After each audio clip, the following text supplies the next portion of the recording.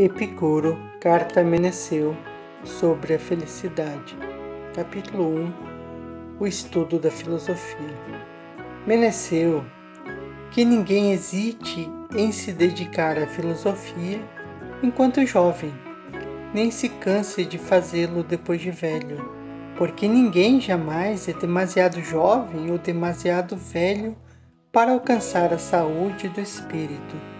Quem afirma que a hora de dedicar-se à filosofia ainda não chegou, ou que ela já passou, é como se dissesse que ainda não chegou, ou que já passou, a hora de ser feliz. Desse modo, a filosofia é útil tanto ao jovem quanto ao velho, para quem está envelhecendo, sentir-se rejuvenescer através da grata recordação das coisas que já se foram, e para o jovem, poder envelhecer sem sentir medo das coisas que estão por vir. É necessário, portanto, cuidar das coisas que trazem a felicidade, já que estando esta presente, tudo temos, e sem ela, tudo fazemos para alcançá-la. Pratica e cultiva então aqueles ensinamentos que sempre te transmiti, na certeza de que eles constituem os elementos fundamentais para uma vida feliz. Capítulo 2. Os deuses. Em primeiro lugar, considerando a divindade como ente imortal e bem-aventurado, como sugere a percepção comum de divindade, não atribuas a ela nada que seja incompatível com a sua imortalidade, nem inadequado à sua bem-aventurança. Pensa a respeito dela tudo o que for capaz de conservar-lhe felicidade e imortalidade. Os deuses de fato existem, e é evidente o conhecimento que temos deles. Já a imagem que deles faz a maioria das pessoas, essa não existe. As pessoas não costumam preservar a noção que têm dos deuses. Ímpio não é quem rejeita os deuses em quem a maioria crê, mas sim quem atribui aos deuses os falsos juízos dessa maioria. Com efeito, os juízos do povo a respeito dos deuses não se baseiam em noções inatas, mas em opiniões falsas.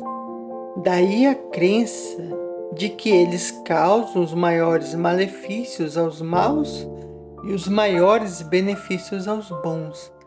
Irmanados pelas suas próprias virtudes, eles só aceitam a convivência com seus semelhantes e consideram estranho tudo que seja diferente deles.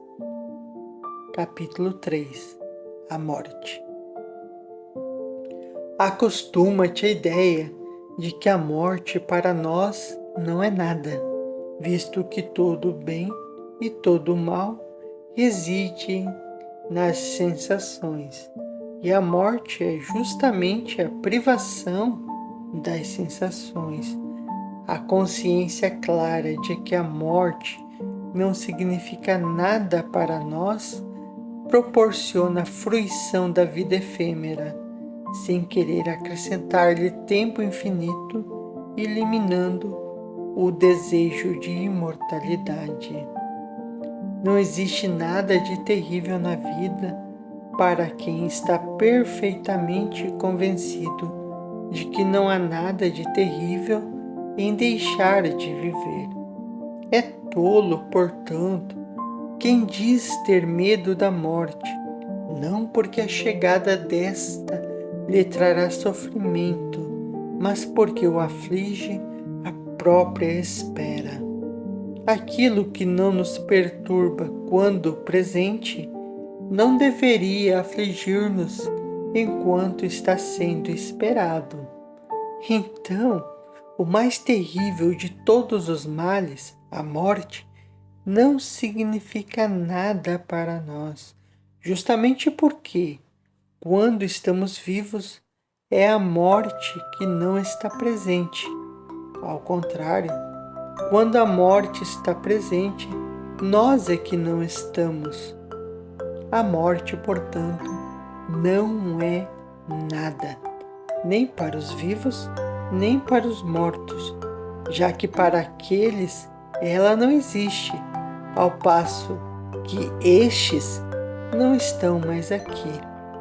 E, no entanto, a maioria das pessoas ora foge da morte como se fosse o maior dos males, ora a deseja como descanso dos males da vida. O sábio, porém, não desdenha viver, nem teme deixar de viver. Viver não é um fardo, e não viver não é um mal. Capítulo 4. Saber viver. Assim como opta pela comida mais saborosa e não pela mais abundante, do mesmo modo ele colhe os doces frutos de um tempo bem vivido, ainda que breve. Quem aconselha o jovem a viver bem e o velho a morrer bem, não passa de um tolo, não só pelo que a vida tem de agradável para ambos, mas porque também se deve ter exatamente o mesmo cuidado em honestamente viver e em honestamente morrer. Mas pior ainda é aquele que diz: bom seria não ter nascido, mas uma vez nascido, transpor o mais depressa possível as portas do Hades. Se ele diz isso com plena convicção, por que não vai dessa vida?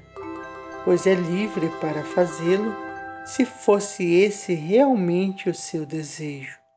Mas se o disse por brincadeira, foi frívolo em falar de coisas que brincadeira não admitem.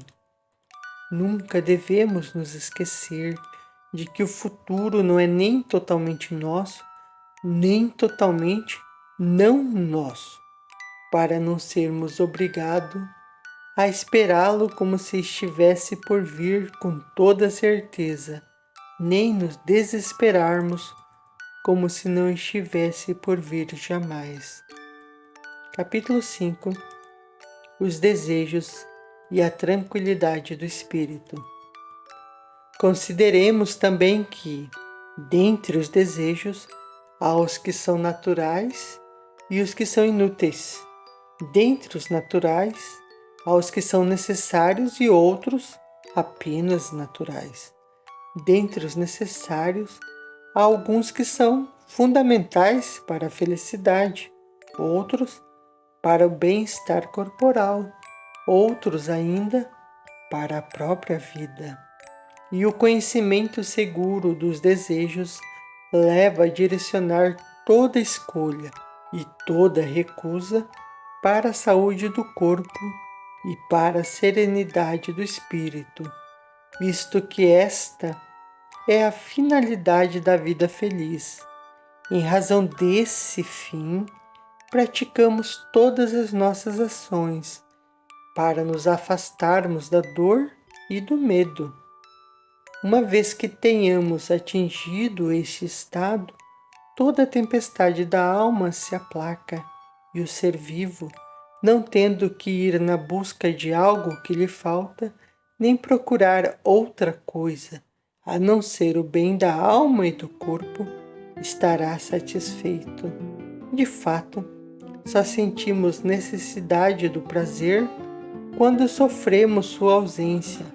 Ao contrário, quando não sofremos, essa necessidade não se faz sentir. Capítulo 6. O prazer.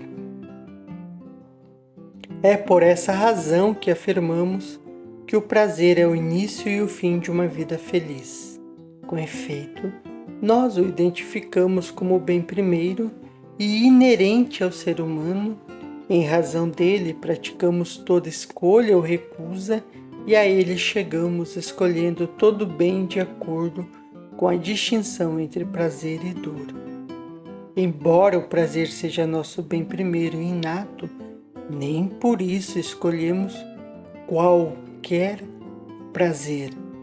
Há ocasiões em que evitamos muitos prazeres, quando deles advêm efeitos o mais das vezes desagradáveis, ao passo que consideramos muitos sofrimentos preferíveis aos prazeres, se um prazer maior advier depois de suportarmos essas dores por muito tempo. Portanto, todo prazer constitui um bem por sua própria natureza. Não obstante isso, nem todos são escolhidos. Do mesmo modo, toda dor é um mal, mas nem todas devem ser evitadas. Convém, portanto, avaliar todos os prazeres e sofrimentos de acordo com o critério dos benefícios e dos danos. Há ocasiões em que utilizamos um bem como se fosse um mal, e ao contrário, um mal como se fosse um bem. Capítulo 7. A simplicidade. Consideramos ainda a autossuficiência um grande bem. Não que devamos nos satisfazer com pouco, mas para nos contentarmos com esse pouco, caso não tenhamos o muito, honestamente convencidos de que desfrutam melhor a abundância os que menos dependem dela. Tudo que é natural é fácil de conseguir, difícil é tudo o que é inútil. Os alimentos mais simples proporcionam o mesmo prazer que as iguarias mais requintadas, desde que se remova a dor provocada pela falta. Pão e água produzem um prazer mais profundo quando ingeridos por quem deles necessita. Habituar-se às coisas simples, a um modo de vida não luxuoso, portanto, não só é conveniente para a saúde, como ainda proporciona ao homem os meios de enfrentar corajosamente as adversidades da vida. Nos períodos em que conseguimos levar uma existência rica, predispõe o nosso ânimo para melhor aproveitá-la e nos prepara para enfrentar sem temor as vicissitudes da sorte. Capítulo 8. A temperança e a prudência. Quando então dizemos que o fim último é o prazer, não nos referimos aos prazeres dos intemperantes ou aos que consistem no gozo dos sentidos, como acreditam certas pessoas que ignoram nosso pensamento ou não concordam com ele ou o interpretam erroneamente, mas ao prazer que é a ausência de sofrimentos físicos e de perturbações da alma. Não são, pois, bebidas, nem banquetes contínuos, nem a posse de mulheres e rapazes, nem o sabor dos peixes ou das outras iguarias que de uma mesa farta que tornam doce uma vida, mas um exame cuidadoso que investigue as causas de toda escolha e de toda rejeição e que remova as opiniões falsas em virtude das quais uma imensa perturbação toma conta dos espíritos. De todas essas coisas, a prudência é o princípio e o supremo bem, razão pela qual ela é mais preciosa do que a própria filosofia. É dela que originaram todas as demais virtudes. É ela que nos ensina que não existe vida feliz sem prudência, beleza e justiça, e que não existe prudência, beleza e justiça sem felicidade, porque as virtudes estão intimamente ligadas à felicidade, e a felicidade é inseparável delas. Capítulo 9. O homem sábio.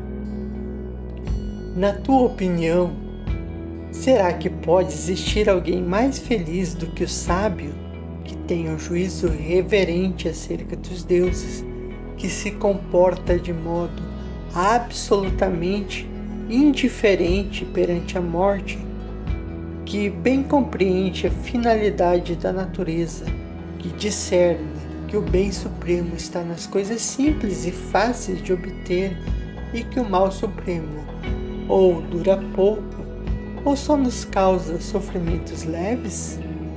Que nega o destino, apresentado por alguns como o Senhor de tudo, já que as coisas acontecem ou por necessidade, ou por acaso, ou por nossa vontade, e que a necessidade é incoercitível, o acaso instável, enquanto a nossa vontade é livre, razão pela qual nos acompanham a censura e o louvor. Mais vale aceitar o mito dos deuses do que ser escravo do destino dos naturalistas. O mito dos deuses, pelo menos, nos oferece a esperança do perdão dos deuses através das homenagens que lhes prestamos, ao passo que o destino é uma necessidade inexorável. Entendemos que a sorte não é uma divindade, como a maioria das pessoas acredita, pois um Deus não faz nada ao acaso, nem algo incerto. O sábio não crê que ela proporciona aos homens nenhum bem ou nenhum mal que sejam fundamentais para uma vida feliz, mas sim que dela pode surgir o início de grandes bens e de grandes males. A seu ver, é preferível ser desafortunado e sábio a ser afortunado e tolo. Na prática, é melhor que um bom projeto não chegue a bom termo do que chegue a ter êxito um projeto mau. Capítulo 10. Meditação. Medita, pois, todas essas coisas e muitas outras a elas congêneres, dia e noite, contigo mesmo e com teus semelhantes, e nunca mais te sentirás perturbado, quer acordado, quer dormindo, mas viverás como um Deus entre os homens, porque não se assemelha absolutamente a um mortal o homem que vive entre bens imortais.